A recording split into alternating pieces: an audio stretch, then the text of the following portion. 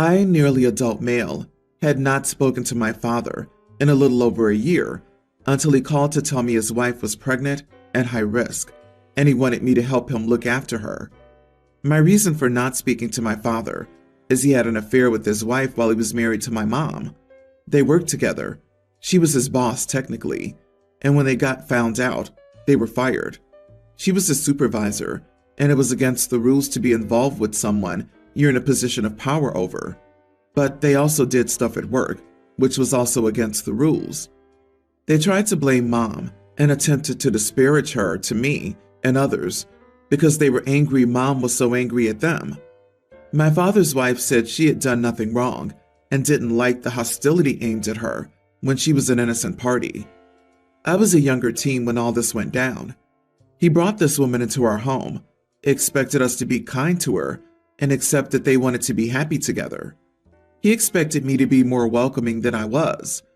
I told him to go screw himself and that I didn't want to be around either of them, and they were disgusting. My father had every other weekend custody of me through the divorce proceedings, but Mom and I fought and won the ability for me to decide if I wanted to go to his place or not. Once that was in my hands, I stopped all contact with him and refused to step inside his house. So he called me to tell me about his wife's pregnancy and how it's high risk. I didn't answer, but he left a voicemail. He called me back a few times until I answered. He said she's unable to work, and she's home alone a lot while he works. She can't do much for herself, and he wanted me to care for her and their house. I was like, no way I'm taking care of his wife. He said if I don't want to do it for them, think of the baby who'll be my little brother. And he was like, surely you'll want a relationship with him. I said, nope, I won't ever see his new kid, and I won't be his kid's big brother. My father was saying that's not how you treat family. I told him he ceased to be my family when he decided to try and turn me against Mom and brought his side piece into the family home. I told him Mom had done nothing wrong. He cheated, and there he was, trying to poison me against her. My father argued that it had nothing to do with me. I pointed out he made it something to do with me when he tried to use me. He protested some more and said he needed help. I said he could take care of his wife, and when it came to that, he could take care of his family and leave me alone. He lectured me about people needing help occasionally, and I'm being a little idiot about this. He said she could lose the baby if forced to do too much. I told him that wasn't my problem. Am I the idiot for telling my estranged father he can take care of his own wife? Not the idiot. Your father sounds like a narcissist. Stay away, otherwise he'll make your life a nightmare. He created this situation and could hire someone to care for his wife. He's also putting you in a bad position. If something bad happens to his wife, it could be anything out of your control. He will blame you and try to put that burden on you. You're not even an adult yet and should be going out and living your life. The part that gets me is his new wife saying she did nothing wrong. She had an affair with a married man, and that marriage broke up. And if she didn't do anything wrong, where are all her friends? Why aren't they rallying around her? Just what is doing something wrong, in her opinion? They're both narcissists. This is what makes little sense. Their first resort is OP? They must have lost many friends and family members over this, if they're this desperate. OP, you can work to forgive him for yourself, but that doesn't mean you have to have a relationship. Something I've learned is that not everyone deserves to be forgiven. Losing employment from a work affair with your boss is a foreseeable outcome. Alienating your kid by trying to bring your affair partner home is a very foreseeable outcome. Having a high-risk pregnancy over 40 is a very foreseeable outcome. OP, I don't know what kind of shrooms your father is smoking, but it's better to stay away, far away from him. Your dad makes decisions without considering dealing with the consequences of his actions. You aren't responsible for trying to take care of him in that. He will learn or not on his own time. I, female 26, have 3 older siblings. This is about my oldest sister, Abby, 37. Abby has a son, kindergartner, and I have a daughter, toddler. Abby dealt with years of fertility issues and had probably 10 plus losses. Then she had her son, of course. He was Abby's miracle rainbow baby. We were so happy for her. But then it leads to Abby spoiling her son and letting him get away with everything because he's a miracle and he's special. Because of that, everyone has always bit their tongue when it comes to her son. On Saturday, I had my daughter's birthday party. It was mostly family, and a few of my close friends were invited. I invited Abby and her son because everyone else in our family was invited, so I felt bad excluding her. We had different activities for the kids to do. Abby's son didn't like any of them. He was upset none of the presents were for him. He didn't want to eat any of the food we had. He then decided to try to push the cake off the table because he was mad the cake wasn't his.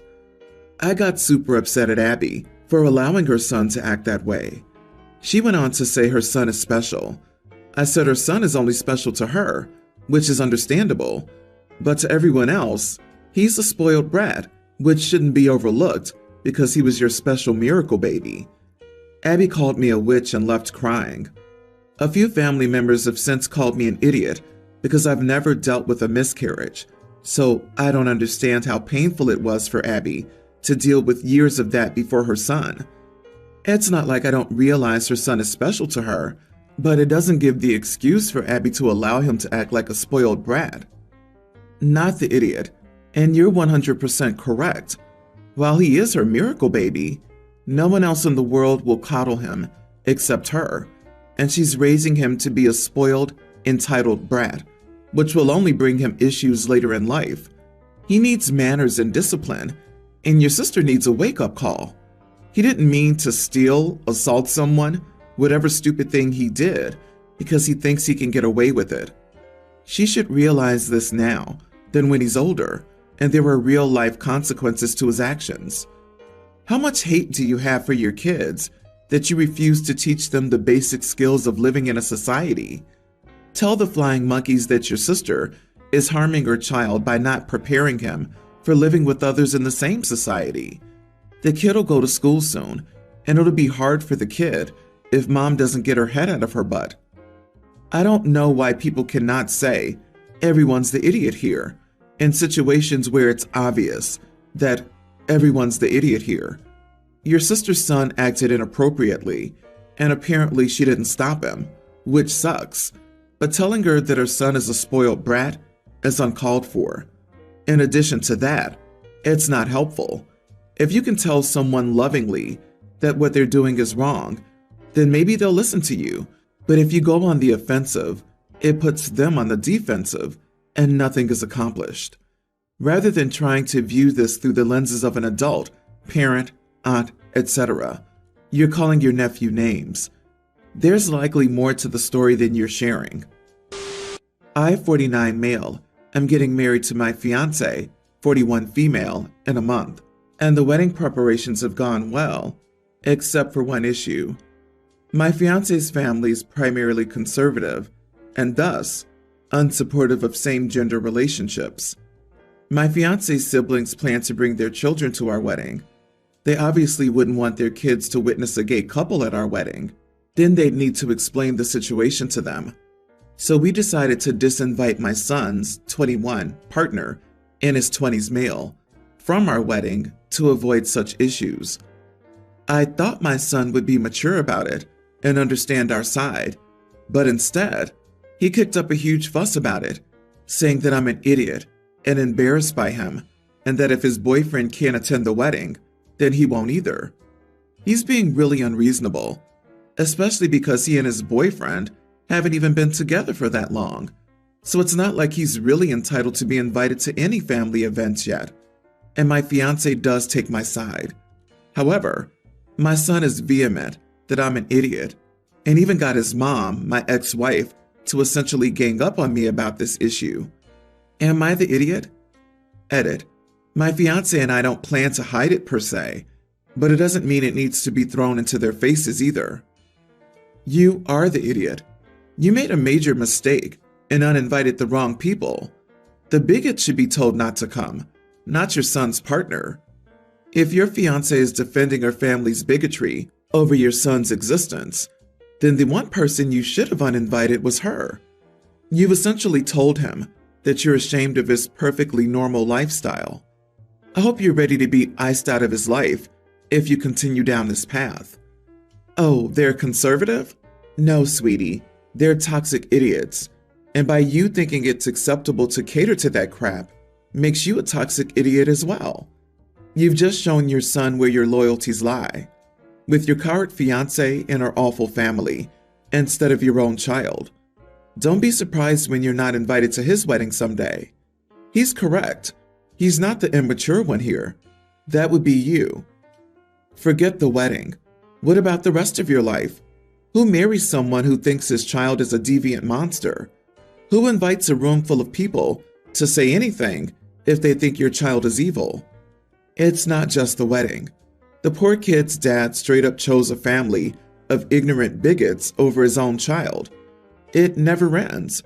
It's never about alienating a person for a single event. It's about alienating them for the remainder of your combined lives. Sorry, son, you can't come to Christmas this year because I have to choose my nieces and nephews from my second wife's family over you because you have the big gay. I don't know how to explain to my bigot in-laws that love is love. Your son would be a fool to ever speak to you again, OP. Hope your marriage works out because it's all you'll have in your life. I, 26 female, live in England. I own my home and understand that I'm fortunate, but I also worked hard for it. Any money I received or earned while working part-time till graduation went into my savings account. Most people on my street are social housing tenants. I'm still determining what that is, but they've explained that you're eligible for the scheme if you're on a low income. It's more secure than the private sector, as you mostly get assured tenancies, even though there are different tenancy types. For a while, I got on well with my next-door neighbors, Emily and Ben. They also have 3 kids, a young male teen, a female tween, and a female preschooler. But soon I started experiencing a lot of problems from next door. I work from home often, and I could hear shouting next door, constantly. Ben is 5'11", 145 kilograms, and quite loud and intimidating, and I could hear their kids screaming and crying. I had to ask them to lower their voices daily, and I even explained that I work from home. The next set of problems revolved around the young teen son. I spotted their son climbing over a wall to get into my garden to get his football back, which at first I ignored it. Then after it happened 10 times, I finally decided to speak with his parents, and I can't remember what I said entirely. Still, it was something like, "Hey, I just wanted to have a word as I've seen your son trespass 11 times to get his ball from my garden. I would appreciate it if you could get him to stop, as he is trespassing, and if he just came around to the front to knock on my front door and ask for his ball back, I would happily collect it for him." The neighbors apologized and said they'd make sure that their son didn't do it and knocked. Their son did it again a few days later while I was in my lounge. I walked into my garden, which made him jump, and spoke with him.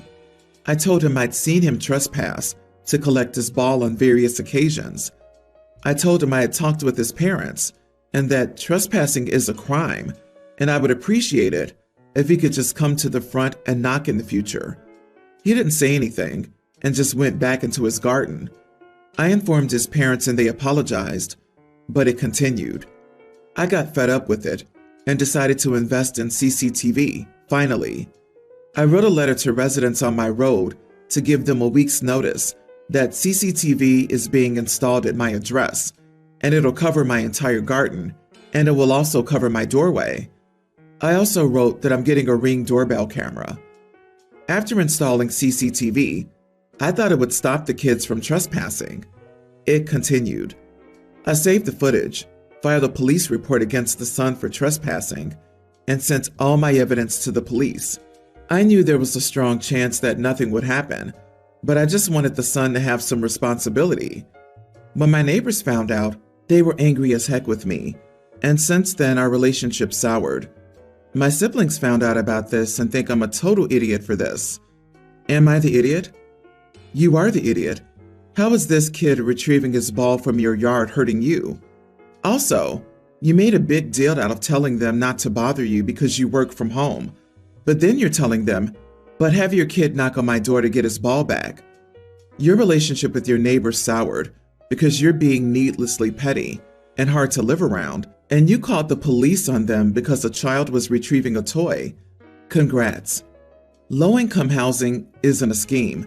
It keeps the lower-income people, usually families, from homelessness. Legally, you aren't an idiot, but as a neighbor, you are for sure. The kid sounds like he has a rough home life and is just getting his ball out of your garden. He doesn't probably talk to any adult in his life, much less a guy who keeps complaining about him to his parents. If he's not wrecking anything in your garden, you are the idiot for making his life harder. Yeah, OP comes across to me as someone who wanted to live in Kensington but couldn't afford it, and is now disgusted that she has to live with people with low incomes. If he knocked on your door every time he needed the ball back, you'd just complain about that too, since it would interrupt your work from home. It's a kid and his ball. Good Lord, lady. I, 27 male, am engaged to Sky, 26 female, and we have our bridesmaids and groomsmen already chosen. My groomsman will be Sky's brother, Kai, a great friend of mine, and my best friend, Nick. Sky has her two closest friends as bridesmaids. I have a 24-year-old stepsister with whom I'm not close, and Sky's may be seen twice in our 7-year relationship. She's not in the wedding. She's just a regular guest. This bothered my dad's wife, and she offered us $3,000 toward the wedding to include her daughter. We turned her down. Sky left the decision to me, and I didn't even need to consider it. My dad and his wife are saying I'm unreasonable, and I should accept the compromise because her daughter was 4 years old when I became her brother, and they know she feels hurt that she wasn't asked to be a bridesmaid. They said she'd be crushed on the day, seeing Sky's brother as my groomsman, and knowing she wasn't asked to be a bridesmaid as my only sibling. I told them Sky and Kai are close, and Kai's one of my closest friends. Sky's met my stepsister twice, and I never felt close to her. They said the money should have made an enormous difference, and offering that compromise was more than generous. Am I the idiot? Not the idiot. The wedding party is who the bride and groom feel most deserve the honor and who they want standing with them. It was honestly lovely of the bride to leave the decision up to you, as it's her bridal attendance the stepsister would be part of. The decision has been made, and honestly, does your stepmother think her daughter would feel better knowing the only reason she's in the wedding is because you were bribed into including her? If this is how your stepmother approaches things, I understand why you aren't close to her. I can't imagine your parents really thinking this through. I'd be devastated to learn I was made a bridesmaid because my parents paid the couple getting married to include me. How could they not see how that's so much worse than being a regular guest? God, that would be so humiliating. I can't even imagine being in that situation. This is so wrong on so many levels. If that $3,000 was accepted, the stepmother would think she was running the wedding. Remind them that the stepsister doesn't need to come if it'll be too hard on her. It's not like being in the wedding is a day of game decisions. No amount of money changes the fact that it's your special day. Your parents should respect that.